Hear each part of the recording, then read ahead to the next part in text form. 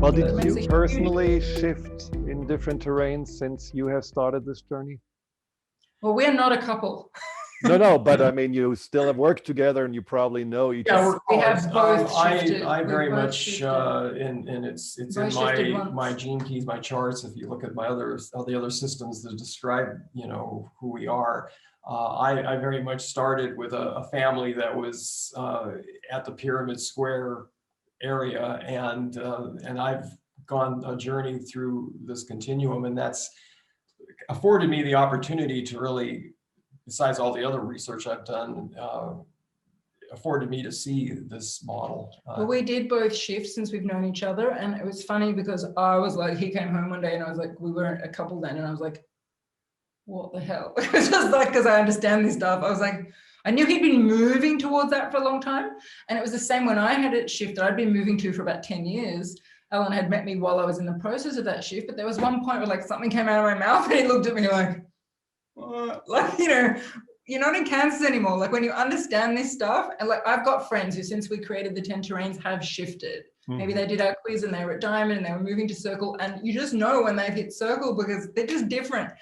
And they'll come over and like, oh my God, they're not at Diamond anymore. But if they did the quiz again, they'd come out at Circle now, and they do, because it's really palpable. Once you understand it, you can really feel it. It's quite funny. And we're excited to watch as people around us are learning this material and seeing this, because it's like Newton having seen gravity. It's been, this is here. It's always been here. It's just the mysteries have kind of danced around it, and the various schools and religions have kind of danced around this, but nothing ever really looked at it as this concise model of this evolution that we're on.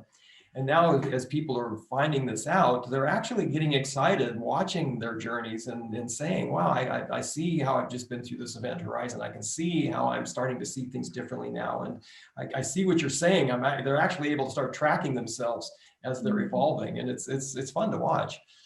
But what is the difference between, let's say, an enneagram, gene keys, and the terrains? Okay, so let's think about, because I'm someone who's, and so is Alan, we're really interested in that stuff. Like we both know everybody's enneagrams, human design, horoscope, personality, Myers-Briggs, like I know everybody.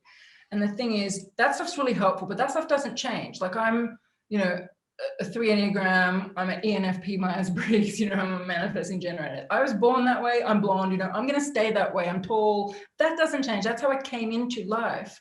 But my age changes. Even though I'm still at ENFP, my terrain can shift. My terrain is much more akin to your development, your spiritual, your evolutionary development. So it's like I'm a different Gemini at the age of 8 than I am at the age of 12. I'm a different Gemini if I was at Pyramid, I would express my Gemini traits very differently at Circle than I would at Pyramid. I would express my Enneagram very differently at one terrain than the other. So they're just completely different things. They're different questions. One's which type you are, and one's where you're at in that journey, and you will express that type very differently.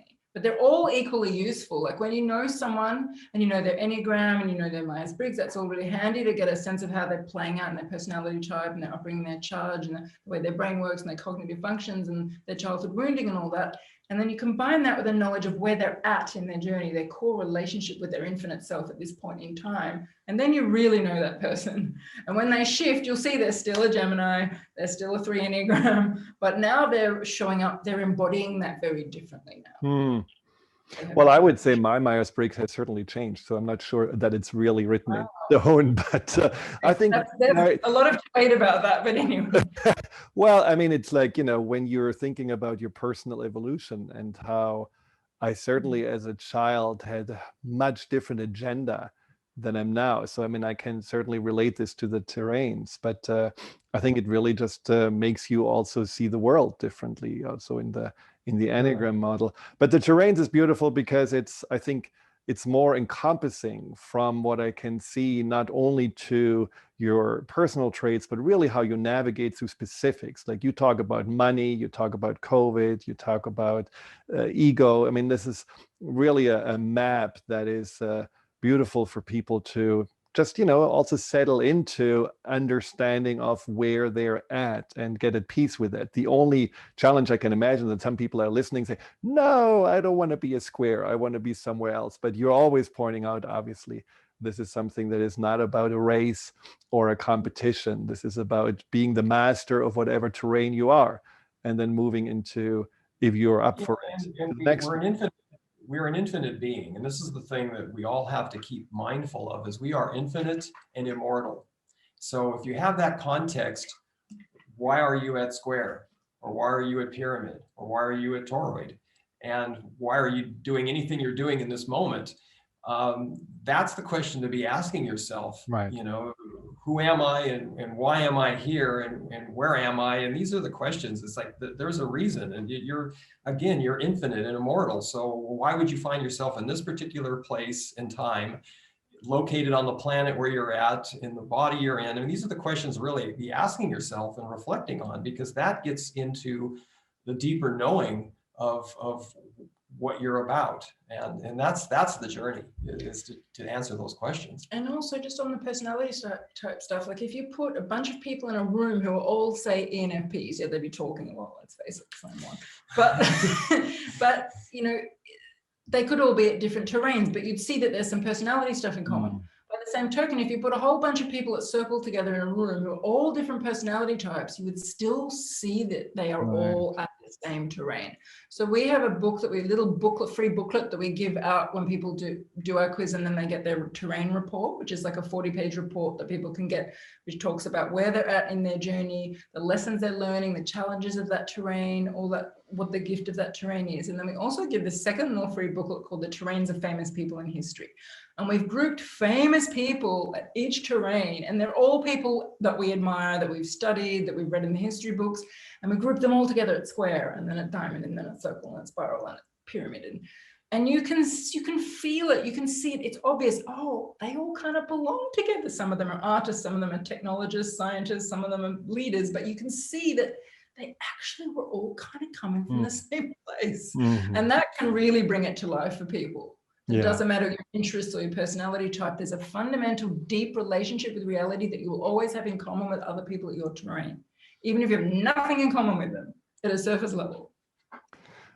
I mean, I have so many more questions. Unfortunately, we have only like 2.5 minutes left. But I have to ask two quick questions, and you have to be short. One is, I was really intrigued what you said, that some Aborigines and the really original cultures have been living in a much different terrain than maybe the more faith-based terrain. So what happened? Why did we lose our consciousness, and we're basically starting with fear again, when there was already a culture that was so evolved that it was beyond that? Wow, 2 minutes. Okay, you don't know. Okay, so it has to do with the indigenous cultures, and being in Australia here, I'm around the originals. They are so advanced that we can't even understand them. They're so connected, they can shape shift, they can do all kinds of things. They are quite amazing. How is it that we fell back? How is it that the Catholic Church managed to create the fear that brought everybody into superstition and had things to be causing people to be so disconnected? Well, that gets into a long discussion of history. I will say one quick thing to sum it up, which is, at any point in history, life always has the continuation of life in the balance. So the balance of the prevailing terrain is never going to fall, like of the world as a whole is never going to fall below circle, otherwise it'd be game over. So it doesn't matter at any point in time, that is always the case. So even though in the Western world, we are as a collective in the prevailing terrain at diamond, there's enough indigenous culture still around that if you take the globe as a whole, the balance point is still at circle. So it looks like we're going backwards, but it's only part of the world that's gone backwards. Other parts haven't. So it all kind of balances out. And there's a whole conversation as to why that group then needed to experience this more contracted relationship and what it's bringing. And I could get into the Mayan calendar that can sort of speak to some of this stuff, and the various epics that happen there. And so there's things cycle back around. So we kind of gone backwards to pick things up to then start to bring them forward as well. So it's it's a classroom. I just think it's a very, we have to have a whole nother discussion about that, because it's let's have a second interview about that stuff. Now, the second question, you can just say yes or no. Is there hope for the planet? Yes, absolutely. All right, thank you very much. Infinite consciousness is very much in charge, and I would say this for those that think that they're playing the masses, the consciousness is playing them like puppets too. So when you step back far enough, you realize consciousness is playing this whole game, and some people that think they're running the show are actually very much being run. And if you step back far enough, like to the perspective of toroid, the fractal-based terrain, you can always really see that everything is actually playing out for the highest good, even though when you step into the details and you're in the muck of it at square and diamond and pyramid, it feels difficult. If you step back far enough, actually it is playing out for the highest good. It's not always easy to feel that and trust that, but it is there. It is the truth. I'm sure. And COVID could be just one of those examples that is better to understand when you have that. We've actually made a video about that. We've got no time to talk about it, but there's a video on our YouTube channel about the highest good that's playing out at the moment. And I would probably just leave your listeners with this thought, this is about empowerment. So really empowerment is looking at how connected and in touch with yourself, and I'll say that again with your capital S, are you? And that's really the game that we're playing here is how in touch with yourself are you?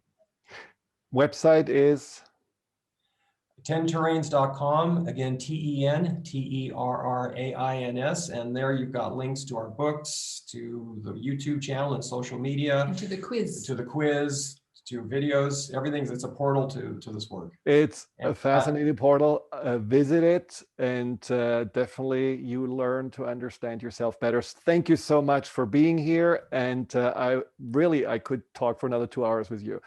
But until next time, and honor your terrain, and make sure that you also honor your neighbor.